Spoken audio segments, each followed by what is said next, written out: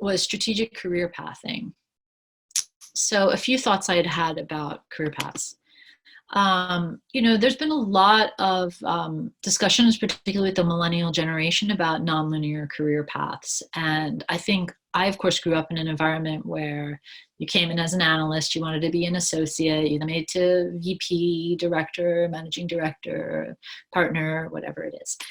And when you're in one of those organizations and you follow your career in that path, there are pros and cons to it. And it's really important for some of the work we're doing in the career lab, helps you be really like have your eyes open with respect to whether or not you're driving for that career path for reasons that match with what your own plan is for yourself, your own career master plan, or whether you're just caught in the trap, whether you're caught in the trap of saying bigger is better, higher is better, more is better.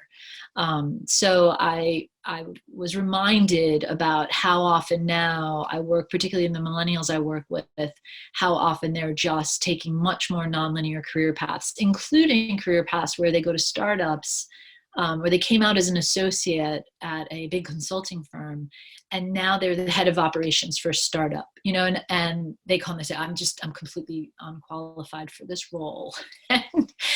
And I say, but yeah, they gave you the job, so clearly you must know more than you. And it's amazing how much they actually do know and what they're capable of learning on the job. And so I advise companies all the time about trying, like, we're way too hierarchical. We're way too caught up in moving people through the career path. We're way too caught up in saying you can't do that role because you don't have enough experience. Like, I loved when I had a more junior person, like 15 years, 20 years more junior than me, come in and say, I want to do what you do. And I was like, well, great, but I can't tell you what path to follow because I followed a really unusual path. And they're like, no, I want to do what you do, like, now. Like, they wanted to be me then. And I thought, all right, let's give it a go. Let's see what that would take for you to be able to do would you like to do my job for a week? And let's see what you learn from it, right? And so I think it's great, but I think that we need to be a little bit more open-minded for ourselves with respect to nonlinear career paths and what that means for us. Let's see. Network models of success. So the other thing that came up as I was going through my notes was network models. And so one of the things someone said to me one time, that my formula, like, we had to each come up with what our strategy for success had been. And I really didn't know what mine was. And someone else came up with mine for me and told me that my model of success had been the drug dealer strategy. And my drug dealer strategy apparently is that I very quietly do things for free and don't ask for any, glory or compensation or reward or recognition for them. I just start doing them, right? This is true, by the way. Just start doing them. And then eventually say, by the way, if you haven't noticed, I manage this department and this department and this department and this department. And if you want me to keep doing all of that, you are actually going to have to start paying me. And I didn't realize that I had done that, but I clearly had done that. That was sometimes it takes someone else to tell you what they see in you. And so I guess that had been my strategy.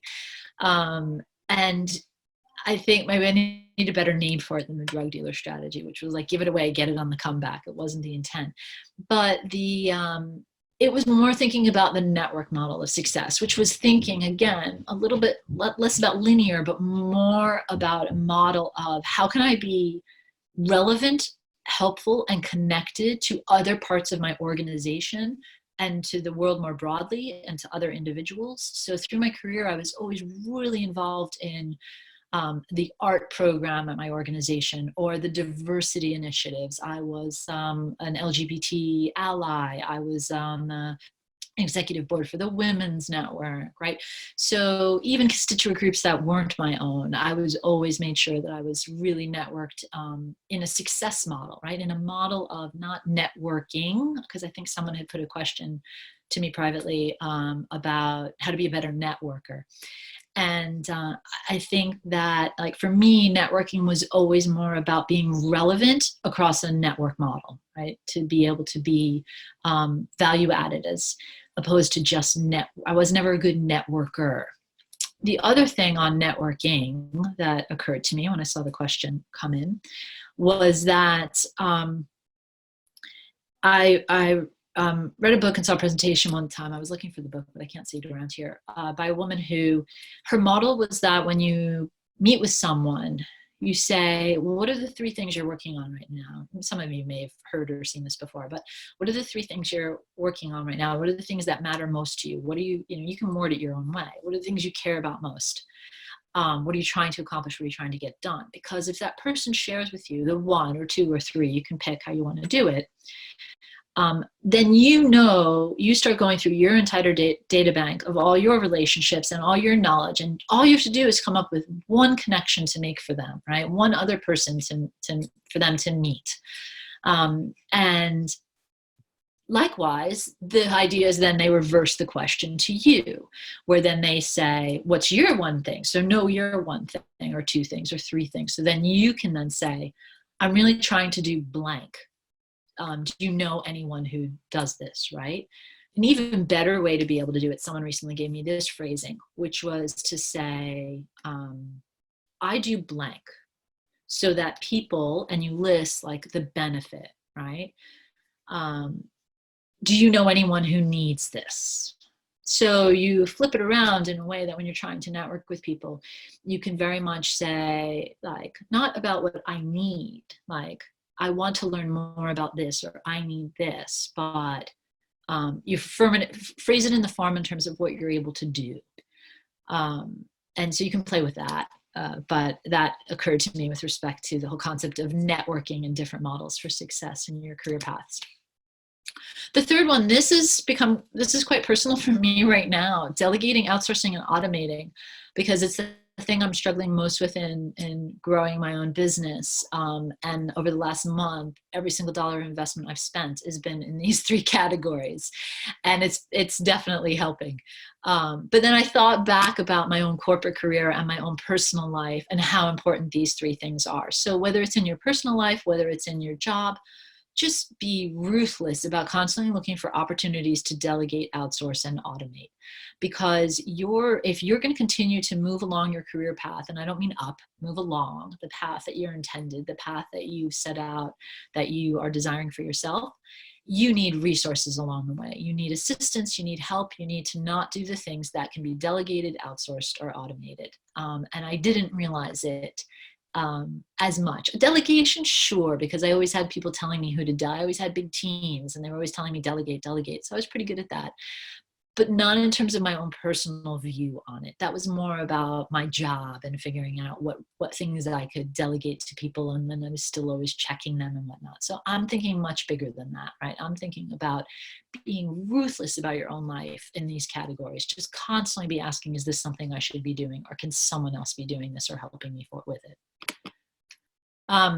Lastly, you can do it. One of you said this to me, actually. I can do it, but do I want to do it, actually? And so I threw this in the slide because I thought it was just such a great way of saying, when you're looking for a new job or when you're looking for a new role, or even about the job that you're doing right now, sure, you can do it, but do you really want to do it? Right? Do you really need to do it? So it goes a little bit with the delegate, outsource, automate, but even more so that it's much more of a heart thing, right? Do I really want to do it? And I feel like that closes out a lot of what was in module 1, which was, it was all supposed to be about what you want. So I think it's a really good question to ask yourself. So thank you for giving me that question to add.